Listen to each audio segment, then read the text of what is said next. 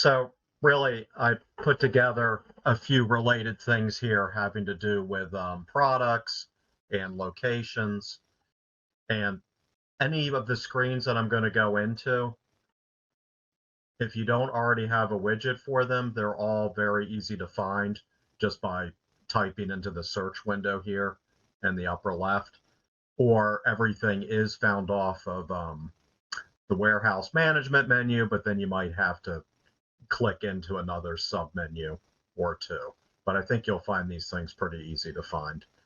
Um, Also, I did a little bit of color coding. Some of the things we're going to cover today are kind of in pairs. They're closely related, like warehouse location maintenance versus product location maintenance. Pretty similar. Adjustment variance report is the main one we use, but inventory adjustment register report has some more details in it.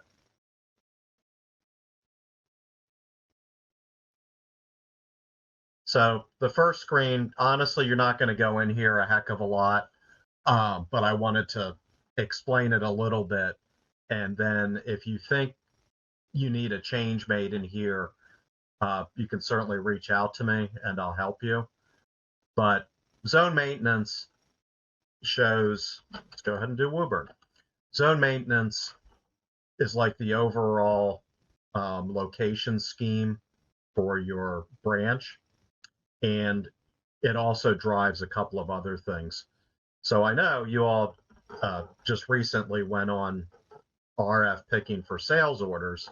So the one thing in this screen, it's showing ranges of bin locations. You can see here the different rows.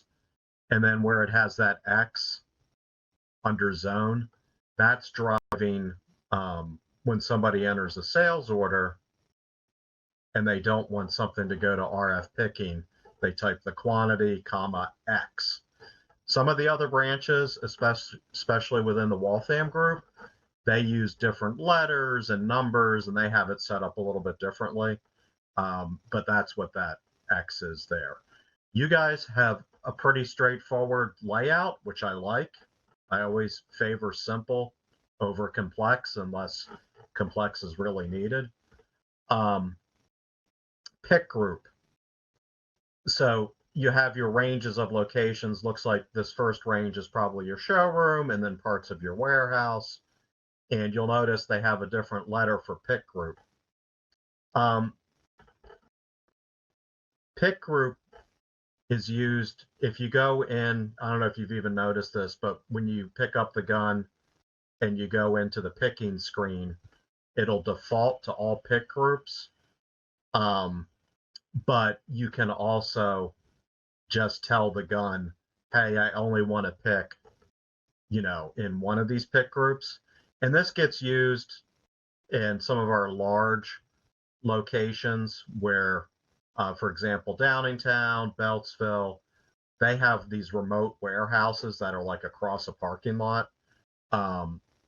So that's an example where they could use the pick group. So the one guy is picking the product in the remote warehouse, and then somebody else is picking the rest of it. So I can kind of show you what that looks like quickly. So here's what the RF menu looks like. And when I go into picking, let's do Downingtown. So when I hit select, it's going to default to all pick groups there in the upper right. But notice down here, this is telling me how many picks for each order are in each of those pick groups. So this first sales order has one pick in C. This one has one in C. This one has one in B. This one has one in A. So I could change my pick group and say, I just want to pick everything in A. And then it'll like filter that out. I don't think at your branch you're going to need to worry about this. I just wanted to kind of explain what that was. Let's see. Again, for a larger, more complex setup, there's some other things we can do that'll drive like the pick path. So for example, Downingtown is a very large branch, and they've done some more sophisticated things to drive the order in which things are picked. I'm just going to leave it at you can do a lot of things in here to change pick path without necessarily having to redo your whole location scheme. So, Brad or whoever in Woburn, if you guys find over time that your pick path, the order in which the gun is sending you around the warehouse, like doesn't make sense, and you're backtracking or taking a lot of extra steps, something like that, I can work with you, and there's good odds that we can tweak things in here to better optimize that. Okay, so that's zone maintenance, just enough to kind of get you interested in. Oh, thanks, Leak. Again, it's a screen where if you don't know what you're doing, you can cause some trouble. So reach out to me, and I can work with you if you think changes are needed there. Next thing I wanted to show you is another report. This is something you're not going to run too often. It's kind of like a proofing or a troubleshooting report, and it's called the Open Location Report. The name of it, I think, is a little bit misleading. I mean, it does show open locations, but really what it does is it shows all products and all locations for those products in a branch. When you go to run it, it's going to make you do some kind of select by. You can use the drop down. I just do zone. It will go in bin location order. And like I said, it's really like a proofing report. I'll show you what it looks like. Looks like this. So this is for Annapolis.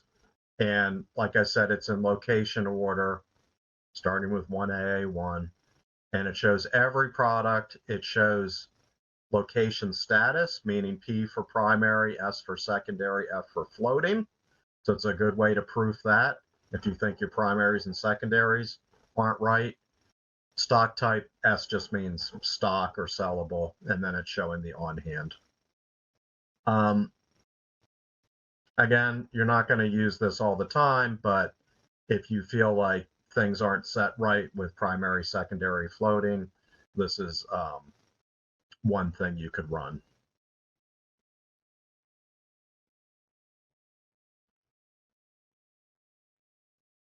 Something you probably will use semi-frequently is warehouse location maintenance.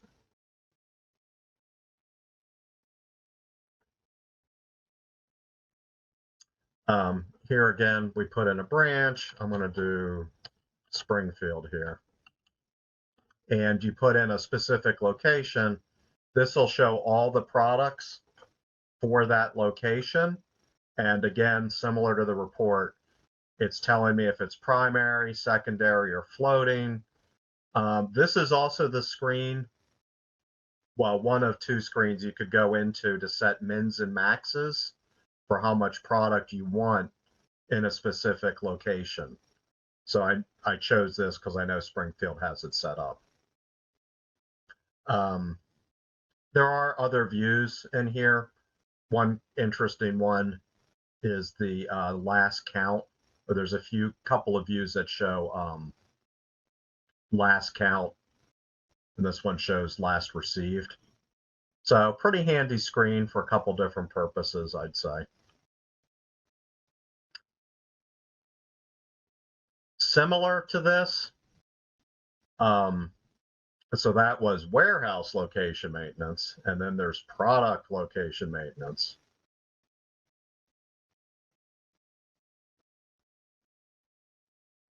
Here again, we put in a branch. I'm going to pick on Beltsville here, my favorite condensate pump.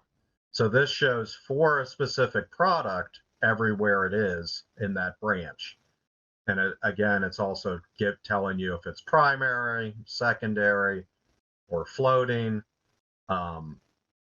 This is another place we can set the mins and maxes for replenishment, telling Eclipse how much we want to keep in a given location.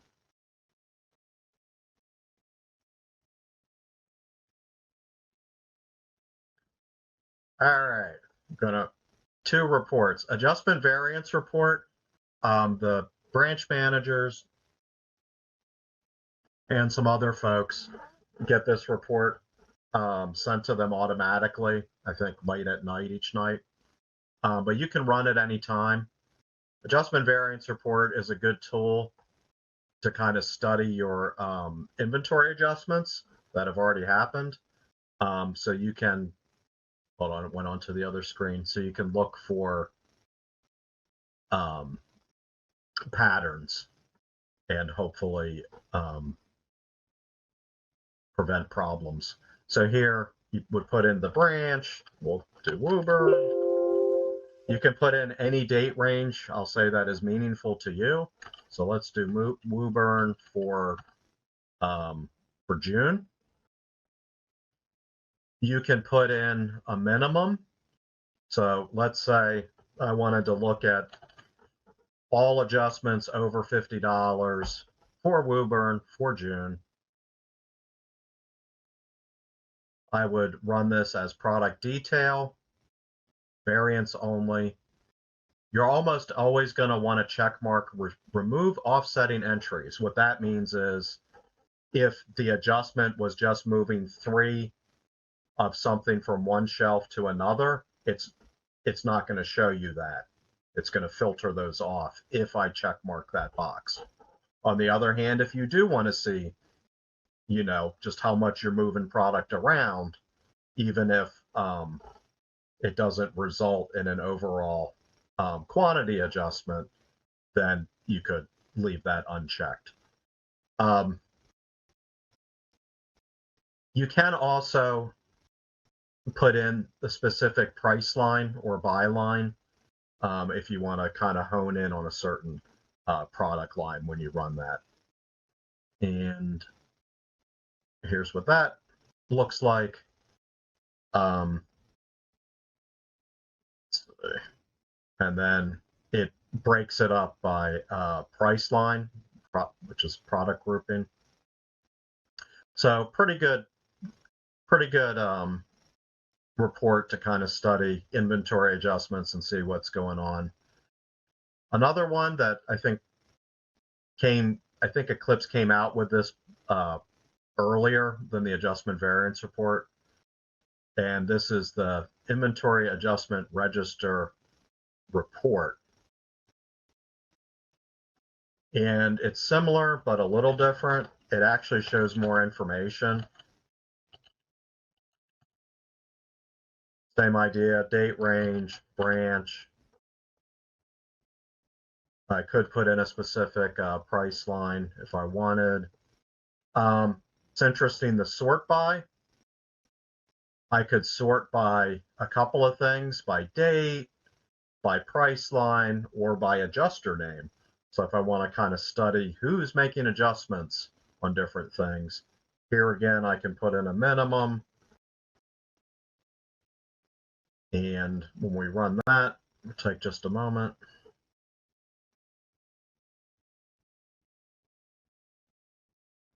So this one shows a little bit more information.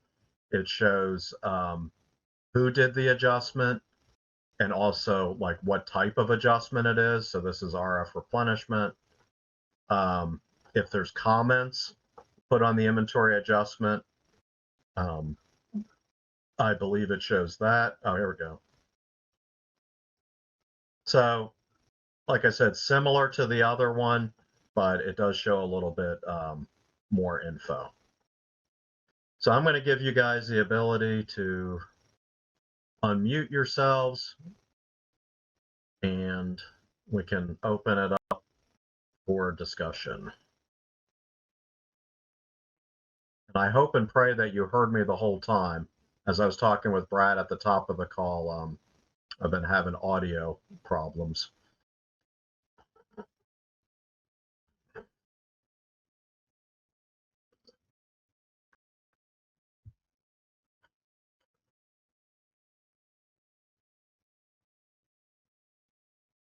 Tim, are you there?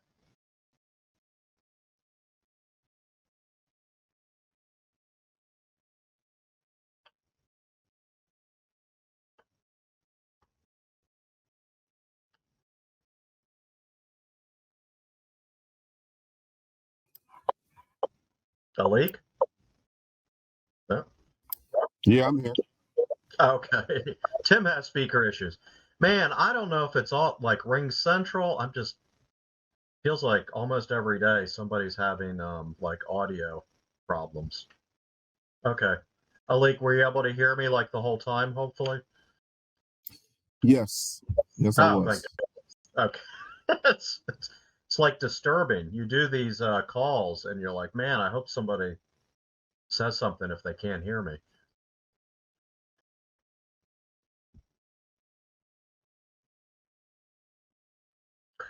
Um, Again, each of these screens that I went into and I checked, they're all pretty easy to find just in the search window up there. You know, like open locations, and then you just have, there it is. As far as the zone maintenance, and I'll say kind of changing the pick path or primaries and secondaries, that kind of thing. I know it's not something you're dealing with that often. So if ever you want some more help with any of those things, I'd be happy to work with you on it.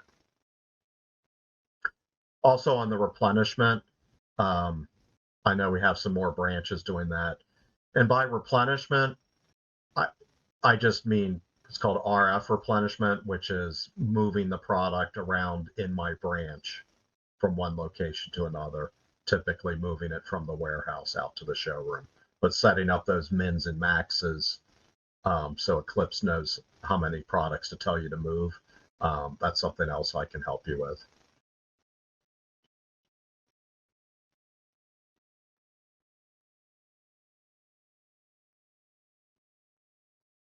All right. Well, hopefully this was worthwhile.